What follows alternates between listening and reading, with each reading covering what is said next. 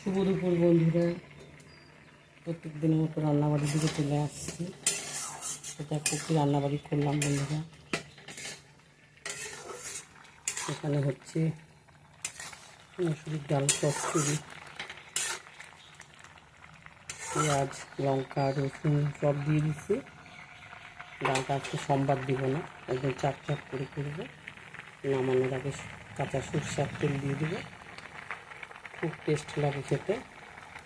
আমি এভাবে মাঝে মাঝে করি বন্ধুরা। এই দেখো মসুর ডাল চচ্চড়ি। আর এখানে করলাম বন্ধুরা পটল ভাজা, করলা ভাজা, কাঁকরোল ভাজা। আর এখানে করলাম কচুর লতি, রসুন কাঁচা লঙ্কা দিয়ে কচুর লতি করলাম। আজকে এই দিয়েই খাওয়া দাওয়া সারবো। তোমরাও খাওয়া দাওয়া খাও,